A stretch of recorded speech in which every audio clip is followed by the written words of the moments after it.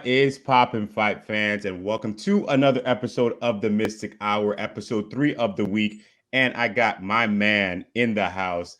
You know him as the head MMA coach at Extreme Couture, the 2021 Mystic Hour Awards Coach of the Year. Should be awarded that in other categories as well. I mean, other media sections as well.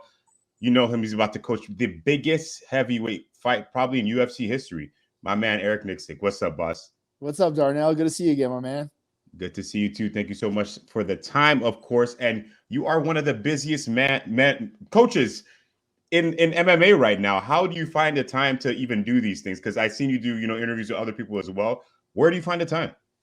You just make time, and you just do, man. I feel like if it's important to you, you're going to find the time to make it happen. And that's been something for me. I think that I look back at some of the things where I was very lazy early in my career as far as football, some things I should have been better at. And, I started holding myself accountable for some of the areas in my life that I can be better at. And time management was one of them that stood out to me. And, so I think if it's important to you, you'll find time and you'll make time. Yeah, and I've seen you down here in Hollywood. I've seen you cornering so many different people all around the globe.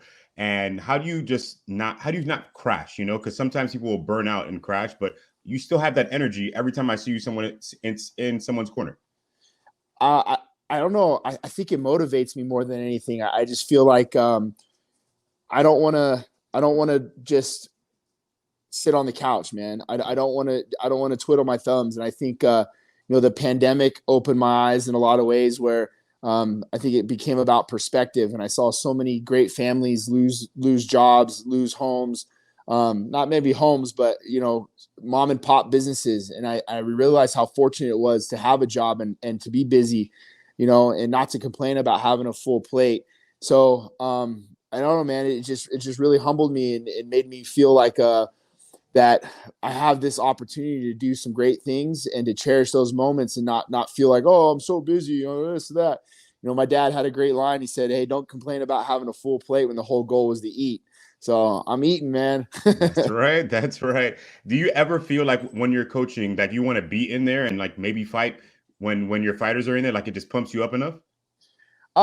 Yeah, I get pumped, man. And on certain fighters in particular, like some are obviously all of them are very close to me, but some particularly close, like Danny Ige and Kai and Jeremy and Francis, like they're all my brothers. So it's like it's like if you're out and they're in a fight and they need help, you want to jump in and do whatever you can. But for the most part, I understand that our fighters feed off of that energy. They feed off of our energy.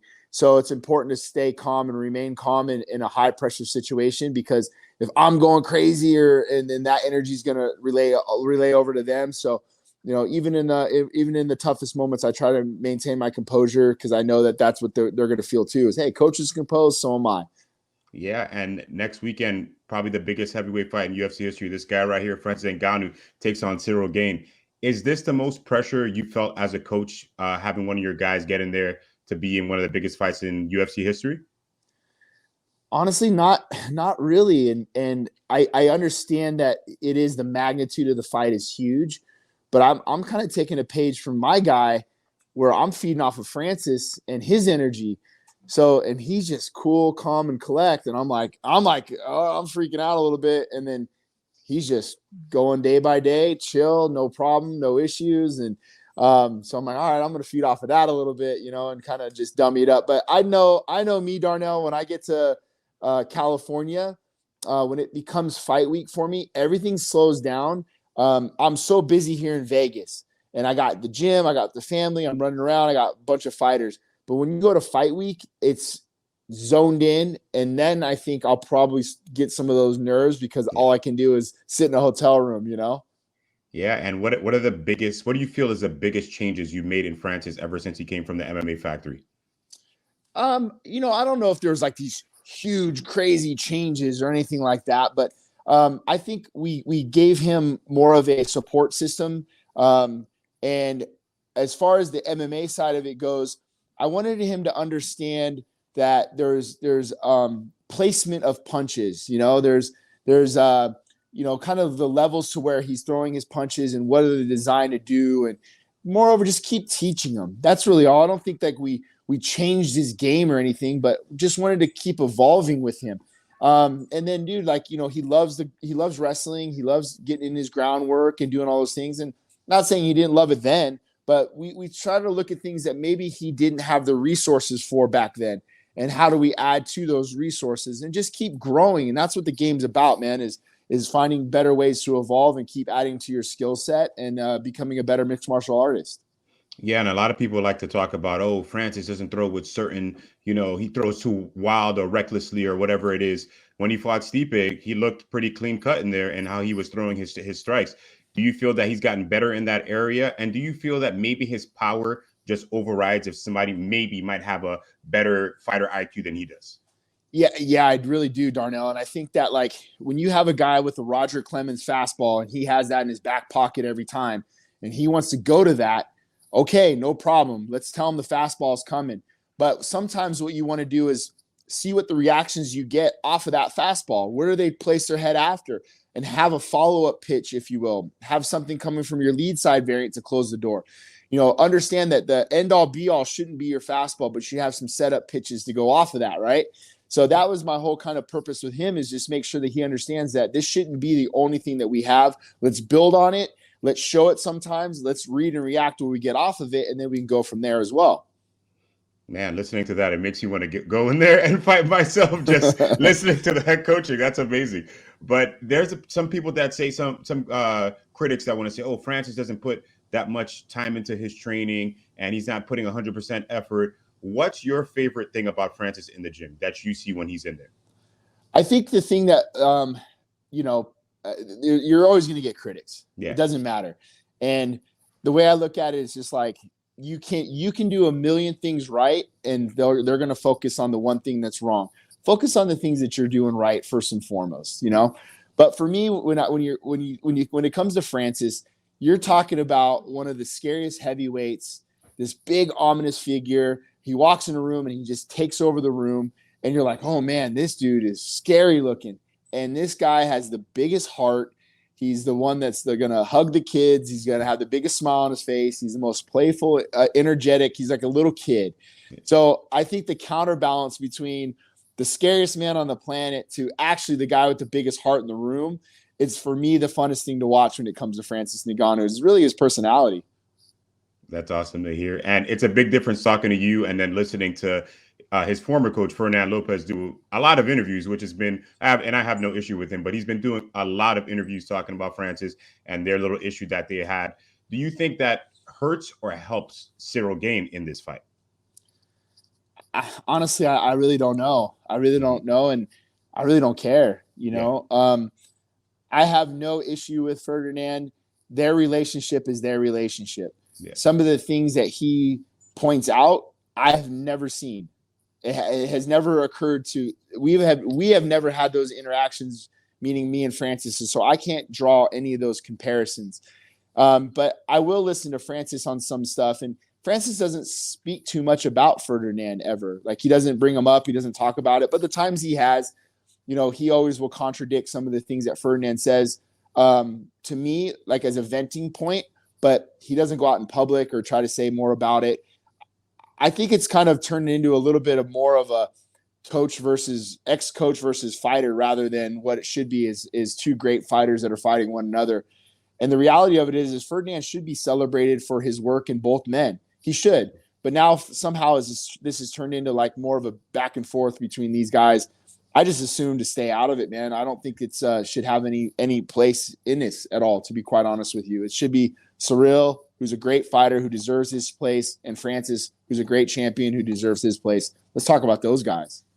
Absolutely. And Fernand released that footage of the sparring, but let's go to something different. Sean Strickland dropped some video of him sparring and knocking somebody out during a sparring footage. It wasn't in your gym. I don't believe that was your gym. But how do you feel about him, putting videos like that out? We know Sean's a little crazy, but is that something you speak to him about, or you just kind of just let him do whatever he wants in a social media aspect? I told him, for one, that's never going to happen in my gym. Yeah. You're never going to put anybody on blast like that in my gym unless it was like a bullying situation where this guy came in and there's something else, whatever, and you're trying to make it a point. And even then, that's happened before, and it's never been released on social media. I do come from the old school where we didn't have access to phones and flip phones and anything back when we were coming up at Extreme Couture. We just didn't. And, Jay Haran and Mike Pyle and all those guys, they had their green lights and they beat the crap out of people in that gym, and it never got released. It never got outed. And my point to that is like, it's kind of from where you come up from and that tradition of where you're at. Some gyms might do it. Some gyms might celebrate it. It was frowned upon in our gym. And that was kind of where I carried the torch. Now, when it comes to Sean and doing stuff like that, I don't agree with it. I don't think it's a good idea. I think it promotes bad sparring. I don't think it's a good thing to show. But again, it's Sean. And as long as it's not in my gym, I don't know. I think that was out in San Diego. And I think it's actually a really good gym out in San Diego. So I don't know who took that footage, to be honest with you. And I don't know why he even would post something like that. But that's Strickland. That's who he is. Yeah. And me coaching him now has been a lot of me trying to help him grow in not only in MMA areas, but understanding what some of the repercussions can be for showing footage like that or doing things like that, to help him kind of understand those things. But at the end of the day, he's a grown man. I have to keep my gym safe and the sanctity of my gym. And he understands that, like, hey, none of that stuff's going to happen here. We're going to spar right. And if there's footage out there, it's not going to get aired. So I think to each is their own. When it goes outside of the gym, don't make us look bad. Don't be an idiot. Absolutely. And staying course with your gym. What do you feel is so special about Stone Cold King Casey O'Neill? What is just making her like rise to the top as she is? Perfectionist. Like, she fights and battles with being perfect every day. And I find that to be comforting, to be quite honest with you. I understand that we're never going to be perfect, but it's okay to chase perfection. And I think that's one of her biggest assets. So there's days when she gets upset and she's crying, she's mad or whatever it may be, but she had great rounds. And I think for Eddie, Coach Casey, myself, Ty, people that are around her that are close, is to point out the good things that she did. But I remember, being an athlete playing football, I would have a really good game, but I would always focus on the one bad play I had, or a drop pass, or something that I might do that I wasn't right. And I'm okay with that, because I understand that that's the chase, is you want to be perfect. And I'll tell you what, Darnell, you can do everything perfect, absolutely perfect. And being a perfectionist, you're going to find one little thing that you messed up or you didn't do right, because you're always chasing that. And that's her. And I think that's what we should really relish and be happy that she's that way. Yeah, and I can't wait to see her rise in that division. This has been a kind of a hot topic lately. Jake Paul is talking about getting into MMA. You're a guy who runs a gym. If Jake Paul were to come to your gym and say, hey, Eric, I want to start training MMA, I want to really get into this, would you allow him to train at Extreme Couture, or would you prefer to stay out of the limelight of what he's bringing to this current fight game? 100% he could train at the gym. Yeah. I would have no problem with him training at the gym whatsoever. And, look, man, if he came into the gym, let me back up. All I've heard about him in the training room is he trains hard. He shows up on time. He takes care of his training partners financially. He takes care of his training partners physically. He takes care of his coaching staff. So why would I not allow him to come into the gym out of any other reason? It makes no sense at all. Now, I don't really care to bring like more, limelight or whatever. If I'm talking just as far as like a man wanting to train a sport and get better and go in and fight, absolutely he should be able to come in and train to the gym, because of the things that I've heard about him in the past. And furthermore, like, I get that there's like this rivalry that's trying to be created between MMA, boxing, celebrity boxing, whatever you may call it. At the end of the day, this man is parlaying his notoriety, but also his athleticism, and he's doing well and he's making money. So I'm just not a hater, bro. Like, I'm a celebrator. I'm like, good for you, bro. Make all the money you can with your platform. Be happy with what you're making. And all he's really trying to do is bring more money to more fighters. And Woodley's made more money. People have made more money because of this man and what he's trying to do. So I don't have any hate towards what he's doing. really, I think he's a good businessman. I think he's really just trying to make more money and bring eyes and attention back to the sport. Whether you disagree or agree, you're still watching. So, but yeah, man, if he knocked on the door and said, "Hey guys, I want you to train me for a fight. I want to get ready for some MMA," my door is always open to help the man out. Awesome. And Eric, you're a father of three. What qualities of, your family life, your home life do you take into the gym? Because I can see so many people in your gym seem like they hang out with each other all the time. It's not just, oh, I want good sparring and that's it, I don't talk to you anymore. They seem like a family. What qualities do you take and you bring inside that gym every day? We are an individual sport once the cage door closes, but we're only as good as the team that we surround ourselves with. So I try to make sure the people that we understand that, man, like we are a family. We need to stay tight. We need to take care of one another. We don't want to break our toys. We want to try to bring each other up. Coach Falls used to always hammer that to us, that a rising tide raises all ships. So seeing that the gym's being successful, each coach is being successful, everyone's eating well, people are getting nicer cars. Taylor Gordado's family's getting taken care of. Chris Curtis's family's getting taken care of. It's just a trickle down effect, man. And it's a snowball effect really for the gym, Darnell. So I think that success breeds success amongst individuals that we're surrounding ourselves with. And I'm just thankful, man. I'm happy to see like these people that are now coming up in the sport. 1 year at a time. I just want to make sure that we're just continuing that trend. More and more people keep coming up and, changing their lives. That's awesome. And if we go back in time now, is there anybody you think, I'm like, man, I wish I could have been in their corner back in the day just to help them when they were fighting? Anybody specifically come to mind? Oh, Randy, 100%. The old man, obviously I've been there since day one, but I was not the coach at the capacity that I was at now. And that was probably the best compliment I've ever had as a coach. My entire career was Ryan Couture's last fight in Tel Aviv, myself and Randy in the corner, and the fight was over. Ryan was still in the cage, and Randy and I were in the corner, and we stood up and we gave each other a hug, and he like grabbed me and he's like, "Hey kid, I wish I had you for some of that run there. Like it would have been a fun time to have you in the corner, and that kind of hit me, man. It was like a big brother, an idol, my mentor, a guy that I look up to still to this day, a guy that I lean on tons. I talk to Randy weekly. For him to say that meant the world to me. So I think not to be like the coach to lead or to be the one to run the corner, but to be the one to be there to listen and learn from Randy, because that man had the greatest mindset when it came to MMA. Like some of the things that happened to that dude, like leading up to fights, personal life and everything else. This was the strongest minded dude I've ever been around in my life. And I think I just would have learned so much more by being around him when he was competing. Oh my God. Yeah. The guy drove himself to the hospital while having a heart attack, which was unbelievable to hear. That just shows you called me Wow. Called me and said, hey, bud, Unbreakable's getting rid of a bunch of gym equipment. They're going to get rid of it for free. We need to go pick it up, but I'm on my way to Cedar Sinai. I'm like, wait, you're having a fucking heart attack and you're calling me to tell me to go pick up gym equipment at another gym. That's that dude's mindset, man. Like nothing frazzled that man. So just being around a competitor like Randy, and just I would have loved to have been in there to see it live and been a part of it during a actual fight, man, because he's something else. Real life Superman right there, seriously. But Eric, last question here. Next Saturday, how does it end? What happens? What is your ideal ending to that heavyweight matchup?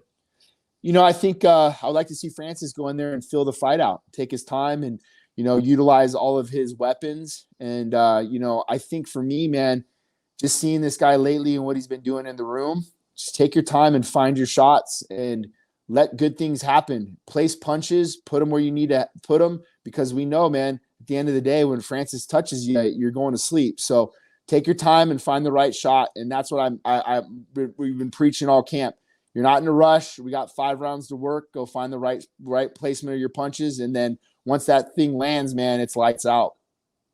Hey, 2021 Coach of the Year, Eric, and maybe 2022 Coach of the Year again this year. I'm calling it right here, right now. But Eric, thank you so much for the time, man. We'll talk, of course, soon. Good luck next weekend. I hope it goes great, and have fun in there as you always do. My pleasure, Darnell. Thanks for having me on, my man. And thanks for the vote too, man. I appreciate all that. And the award, I mean. So thank you. You know it. I'm going to send you something. I'm going to get your address. I got something to send you. Yes, sir. Thank you. Thanks, my man. Have a good one.